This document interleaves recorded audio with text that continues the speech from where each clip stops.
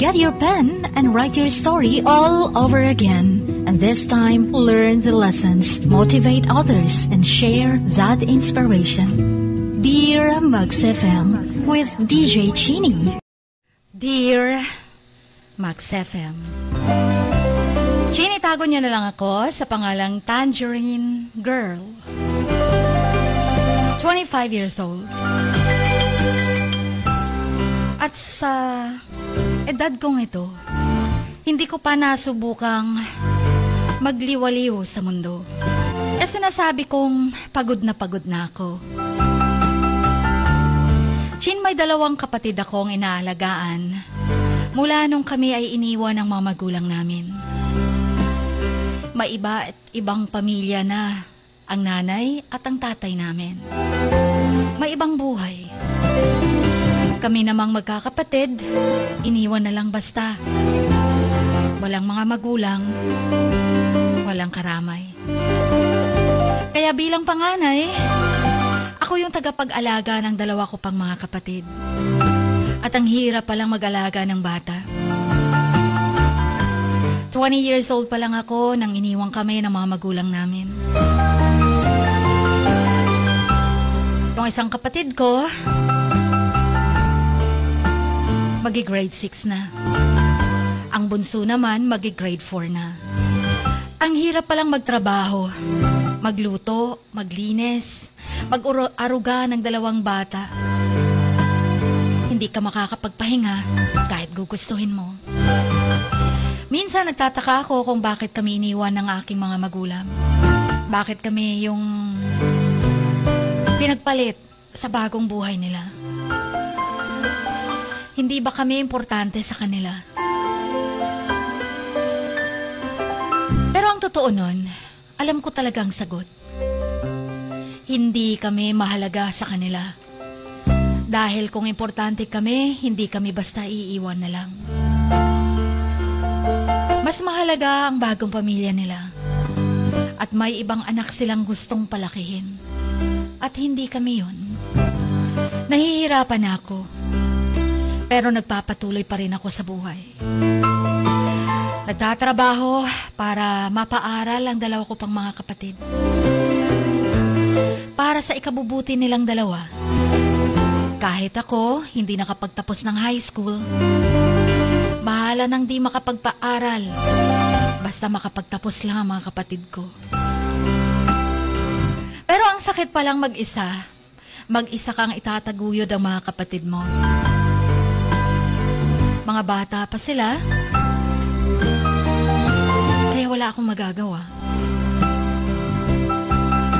Yun nga lang, parang gusto ko na rin magpahinga. Ako'y pagod na, Chin. Gusto ko namang magkaroon ng sarili kong buhay. Gusto kong magkaroon ng sariling pamilya. Ang totoo, hindi ko alam kung kailan ko makakamit ang mga yun. Kung ako ba'y 50 anyos na? Ang mga magulang namin, nag-asawa sila nung bata pa. Nagmahalan, pero sa paglipas ng panahon, hindi na nagkasundo, araw-araw na lang nag-aaway. Hanggang sa nagkahiwalay ng landas. Ang ama namin ang unang nagloko. Nakahanap ng ibang babae kasama sa trabaho niya.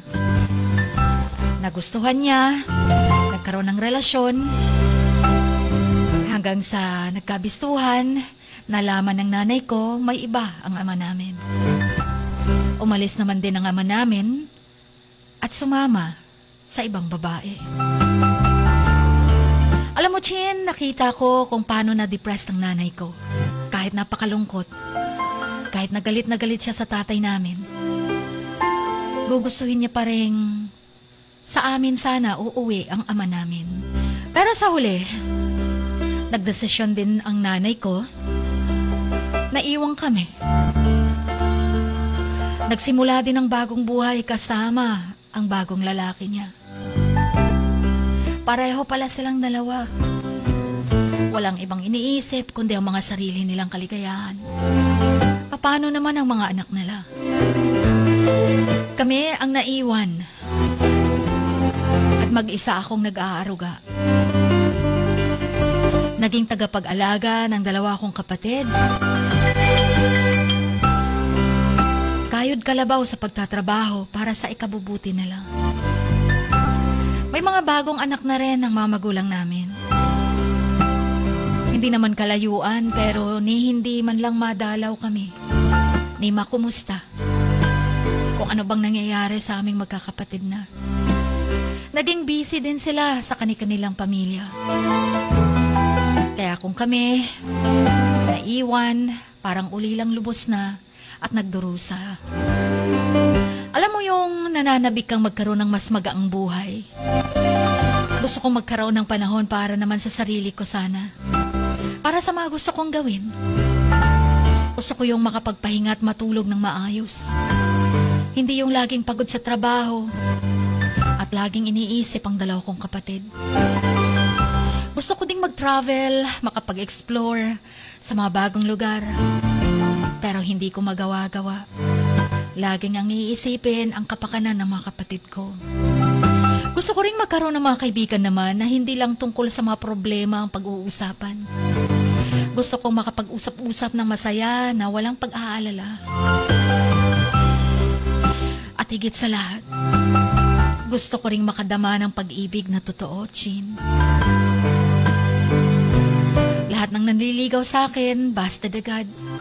Dahil ang iniisip ko, kailangan ko munang mag-focus sa trabaho para sa mga kapatid ko. Gusto kong makahanap ng taong magmamahal sana sa akin. Yung tanggap ako. Yung makakatulong din sa akin kahit papano. Yung mamahalin ako ng buong buo sa tunay na ako. Pero ang hirap palang mangarap, Chin. Ang hirap palang maghintay kung kailan ka makakaahon sa kahirapan. Nag-aabang lang ako ng pagbabago na pagdating ng liwanag sa buhay ko. Though naniniwala pa rin naman ako may pag-asa pa. Naniniwala din ako may magandang bukas pang naghihintay sa akin. Sa amin, ng mga kapatid ko. Patuloy akong lalaban at patuloy akong magtitiwala sa sarili ko na kakayanin ko. Pero naisip ko din kung dapat ko bang puntahan ang mga magulang ko at sabihin sa kanila ang mga problema namin. Dapat ko bang ipasa na sa kanilang responsibilidad sa 2 kong kapatid na iniwan nila sa akin? Dapat ko bang prangkahin sila? Sumbatan kung bakit iniwang kami at kinalimutan. Ang totoo niyan, hindi ko rin alam kung handa na ba sila sa pagbabalik sa buhay namin. Dahil wala naman silang plano. Hindi ko alam kung kaya pa ba nilang mag-alaga sa amin. O talagang sadyang ayaw na nila kaming alagaan. Yun ang kinatatakot kong malaman.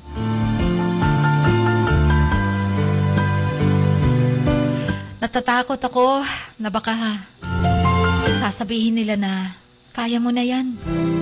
Wala na kaming pakialam sa inyo. Ayoko mismo marinig sa kanila yun, Chin. Mas masakit yun kaysa iniisip ko lang.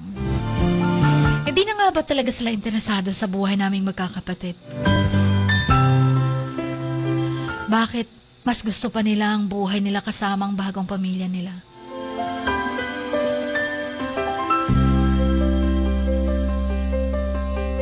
Napagdesisyonan ko na din namang ituloy ang buhay ko kahit wala ang mga magulang namin. Magpatuloy sa naalagaan ng 2 kong kapatid. Maghahanap din ng paraan para mapasaya sila, mabuhay kami na hindi nagtitipende sa iba. Alam ko kaya ko naman tong lampasan. Kakayanin ko. Pero parang gusto ko na rin sumuko. Chin, alam mo bang habang sinusulat ko to, basang-basa ang mukha ko sa mga luha ko. Hindi kasi alam ng mga magulang ko kung ilang luha or ilang balde na ng luha ang naipatak ng mga mata ko. Alam mo yun, yung hindi mo na na-enjoy ang pagiging teenager mo, ang pagiging dalaga mo, dahil maaga pa lang, sa akin na ipinasa at pinasan ang mga responsibilidad na dapat sa kanila. Hanggang dito na lamang at maraming salamat po sa pakikinig. Naway mabasa niyo agad ang aking liham. Ang inyong kamaks, Tangerine or Tangerine Girl.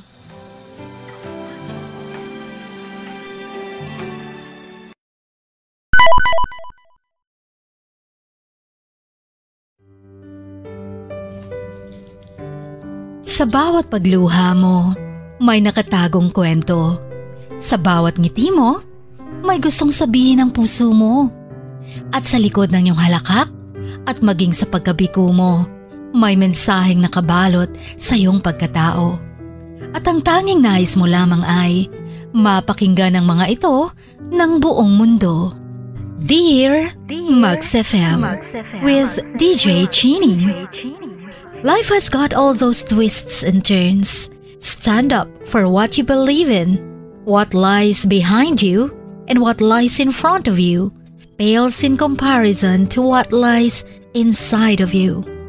Dear Mugs FM with DJ Chini.